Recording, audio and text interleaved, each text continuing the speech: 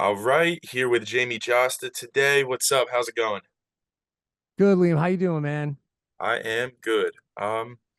Actually, thank you. This is my second interview I've done with you. When I was back, I guess 2021, we did one for the last Hatebreed record. So glad to have you back on. Right on. Yeah, right before the shit. Well, right as the shit was hitting the fan. Talk about the Milwaukee Metal Fest today. I guess just jump into the background. I guess when did you start trying to get the rights for the festival? Right after we recorded the podcast with Trevor from Black Dahlia Murder, rest in peace, Trevor. He was my inspiration to try to get the rights and contact the previous owners and bring it back. And man, it's crazy. Like once that episode came out and started doing tens of thousands of downloads, the fans started hitting me up and the pressure was on. And then obviously we lost Trevor, and then it was really like the reality kicked in. Like we got to do this, and see the idea through. And yeah, now it's a reality.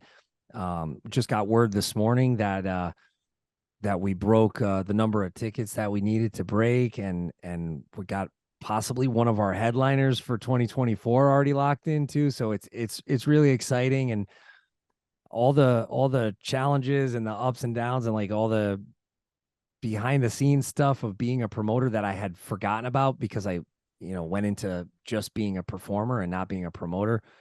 They've come back, but they've come back in a way where it's like I'm looking at this lineup and I'm seeing how excited people are for the show, and I'm gonna breathe a sigh of relief when that weekend is done. But now I get to breathe the first sigh of relief knowing that it's poised to be a success.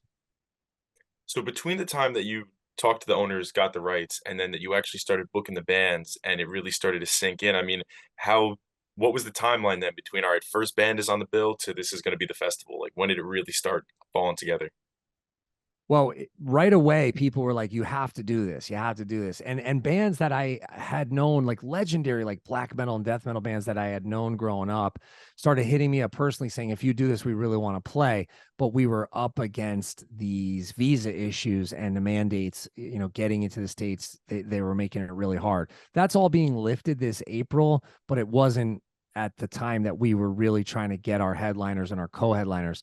So I thought, all right, well, it's not going to be exactly 100% true to the original vision, but the support is so overwhelming, and we have huge bands like Lamb of God and Anthrax and Suicidal Tendencies and Machine Head and Biohazard and Dark Angel that all want to play. So we're like, this is great. Yeah, it's not Opeth, and it's not Dismember and Marduk and Immortal, which we would absolutely want to book all those. But it's a lot of bands that have played the original fest, and it's a lot of bands that have a great history, not only in the Midwest but in Milwaukee in particular. So some of those bands weren't mentioned on the podcast that we did with Trevor because obviously he loves the real OG underground death metal stuff. But we reached out to those bands like Autopsy, and it wasn't going to work out for this year. So we were really lucky and really appreciative that it worked out with Violence and COC and Revenge and Crowbar and Goat Whore and Broken Hope and Jungle Rot and even the classic bands like Raven who are playing, and bands like Dead to Fall and Shadows Fall reforming.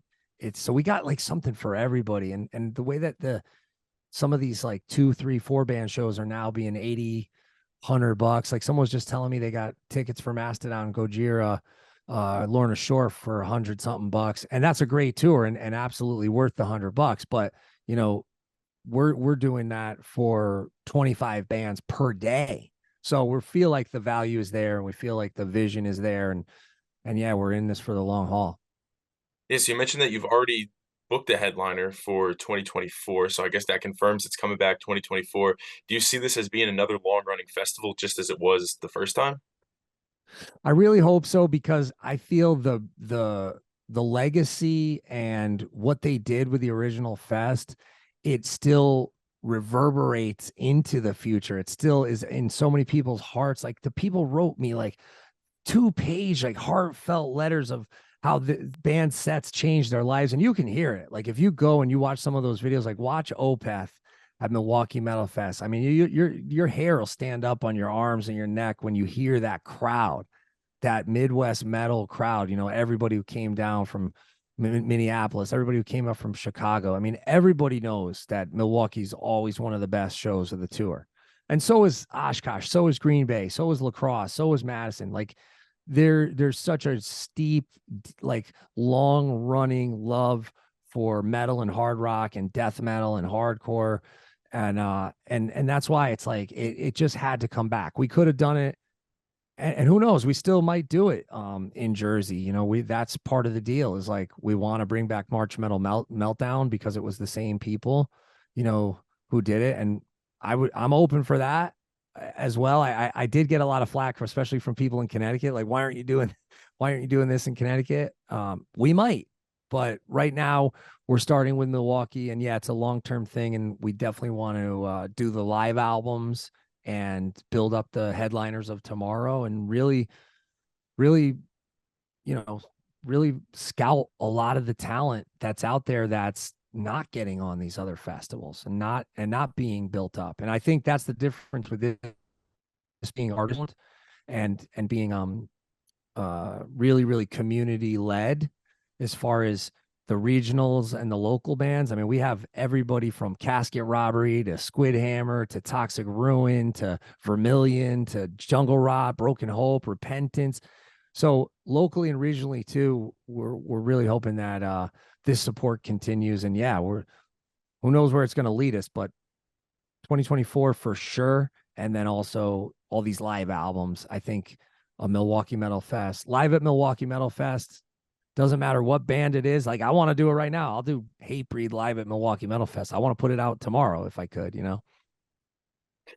All right, so yeah, when you're looking at the lineup, it's crazy. Like you said, a lot of locals, but then all the way up to, I mean, Biohazard, Shadows Fall, bands that haven't been touring a lot, getting together for this.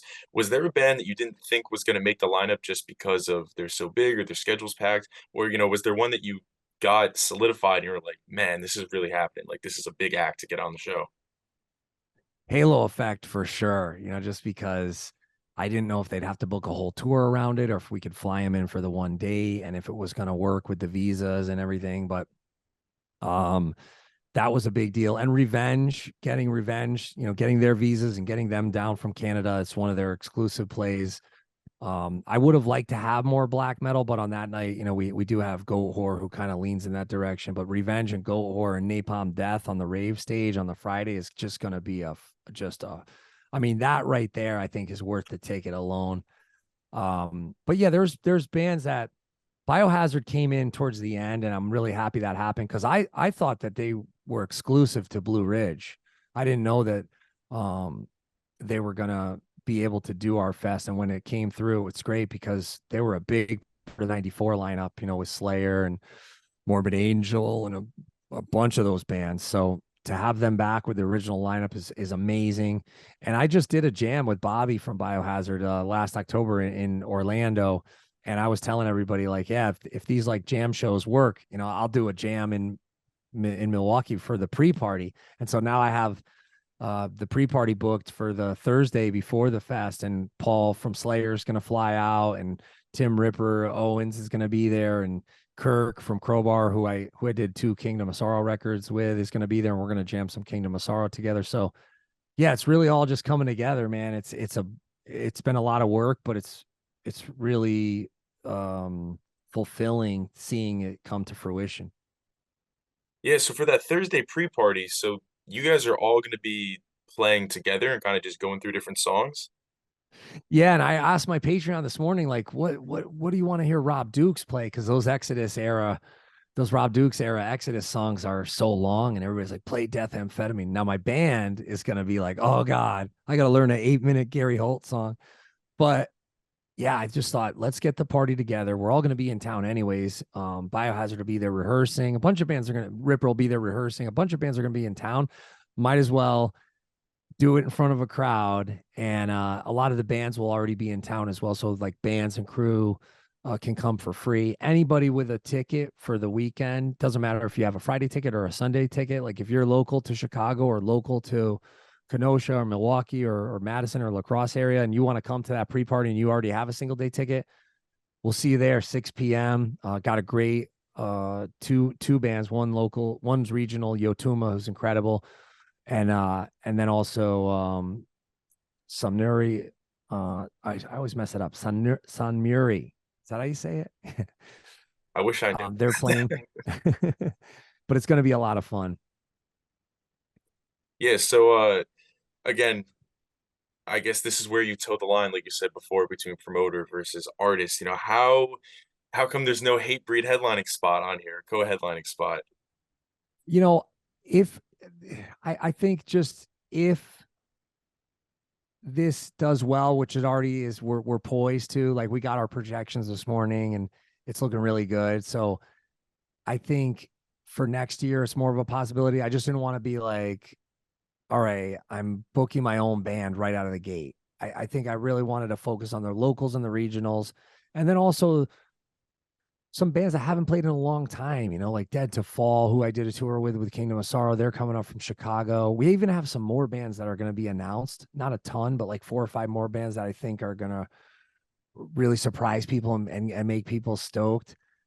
I just figured doing the pre-party with Jasta is not like it's not as just blatantly patting myself on the back as having Hatebreed play. Plus, where do you put us in the bill at this point? I think if we fit anywhere, it was right before Lamb of God on the Sunday, and I want to see Machine Head. So, but Machine Head is tentative. So we're being told they're still playing, but if they do have to cancel, then maybe I call the guys and I say, hey, do you want to come to Milwaukee? But we do have another backup for Machine Head who is, I think, as good and will really thrill the audience as a replacement. All right, looking forward to that if it happens. So there's a lot of Metal Fest going on this spring and summer. But the thing that struck me the most about Milwaukee Metal Fest, you're not going to hear these bands on your local rock station. Like you might hear Anthrax, you might hear a couple Machine Head songs maybe, but Biohazard, Napalm Death, like that's kind of out there. It's not really in the mainstream for most people. Is that what you're kind of hoping is going to cut through the noise of the other fests? Like this is for diehard metal fans? Yeah, and looking at the other fests, we wanted maybe a handful of bands from there. Just knowing the history of Milwaukee Metal Fest and knowing that we're up against, like, Sonic Temple is the one that we're up against that's the closest. It would have been great to get Autopsy, especially just to honor Trevor's memory and his wishes, but we'll get them for 2024, and they're doing a great festival out in the Pacific Northwest. And that was just one of those things where it was like, to work the logistics, it was challenging. But the 70 plus bands that we got that were all thrilled to be a part of it, that made up for any of the, issues with overlap, like with Sonic Temple. And they're great. They have a great staff, a great team. I love Danny. I love Gary Spivak, who had reached out to us, it's just saying like, hey, if you need any help. I mean, it's awesome. We're not really in competition with them, but it would have been great to get Malevolence, or would have been great to get is Converge on there. Converge we really wanted, but see, Converge ends there, and then Cave In starts, I think, with Yob, like in Denver. So we were trying to get Yob. We were trying to get Cave In too. But it'll all work out, I think, for the bands that didn't get to play this year. We'll get them on 2024, 2025. Awesome. So one last one for you, a little more logistics based. What's the venue setup going to look like? I know it's at the Eagles Hall. So different stages. I know there on the flyer it says there's going to be vendors. What's it going to look like? Well, the main stage is looking like that'll be the notfest.com stage, and that's going to be up in the Eagles. And then the rave stage, which will probably be like the indiemerchstore.com stage, that's going to be the bands like Revenge and Napalm Death and Go Horror. And then the Rave 2, which is another great stage, great sound, great venue. We've played it many times with Hatebreed. That'll be, the bands like Violence and even some of the death metal bands like Immolation. And then we'll have the bar stage and we'll have the rooftop stage. Like we'll probably do the live podcast out in the rooftop. But who knows? We'll see. This year we're really just counting on the 3, but there's been talks like maybe we open up the bar stage. I would like to play the bar stage with Jasta, but I know that depending on the time of day, like say if we end up doing a Jasta set on Sunday and I try to get Randy to come out and do Enslaved, Dead, or Depraved off my first Jasta album, we'd have to do it early because it only holds like 300 people. So you don't want to have any capacity issues. So we're trying to make it so that way, if you're a fan of the brutal death metal stuff and you want to see Imperial Triumphant, or you want to see Immolation, or you want to see say like some of the thrash bands like Violence or Toxic Ruin, or then there's not going to be a capacity issue at that time when they play in those other stages. But it's going to be great. That was one of the most fun things of the OG Metal Fest. Was like, all right, these guys are done. Entombed is done. Let's run upstairs. All right, so and so's done upstairs. Let's run downstairs. So it's huge. The complex is huge. So there will be a ton of space. They redid all the bathrooms. I just was there and did a whole walkthrough. We're gonna have a ton of food. There's re-entry till 6 p.m. Which that's a big deal with the big outdoor fest. Is like if you don't have camping, there's no re-entry. And so since this is indoors, we're gonna have the AC kick in. We're gonna have the food. We're gonna have a ton of vendors, ton of merch. And we'll have the live podcast and the meet and greets and all the other stuff to keep everybody rocking and entertained. All right. Sounds great. Can't wait to see it unfold. It's about all I got for you. If you want to take a minute and just, plug anything else you think the fans should know, just hit them with. Thank you, everybody who got your tickets, the thousands upon thousands who have already purchased your tickets. You guys are our heroes. I speak for everybody at the rave and everybody at Perseverance Media Group and Sound Talent. Just thank you for letting us do this and helping us see this vision through. You guys are seriously our heroes. Like I can't stress this enough, that without the people, especially the locals and the regional bands and our staff at the rave and everybody on the ground, we couldn't have done this. It's such a massive undertaking, but without the fan support, we're nothing. And we're going to build something amazing. We've already started, and yeah, who knows? I might even get my Jasta record out by the pre-party. I'm on the phone with the pressing plant, like, hey, can I get the CDs by like a different version, not the real version, but the Milwaukee Metal Fest version. We're doing a compilation like the old Milwaukee Metal Fest days. And yeah, it's just exciting. Just, getting hit up from everybody like, hey, we want to do 2024. It's amazing to see. And it just goes to show like the strength of the metal community and death metal and hardcore and metalcore. It's second to none. So thank you, everybody. Check out martyrstore.net. You'll see all the stuff's up there, or go to therave.com/metalfest, or just hit me up at Milwaukee Metal Fest at Gmail or Jasta Show at Gmail.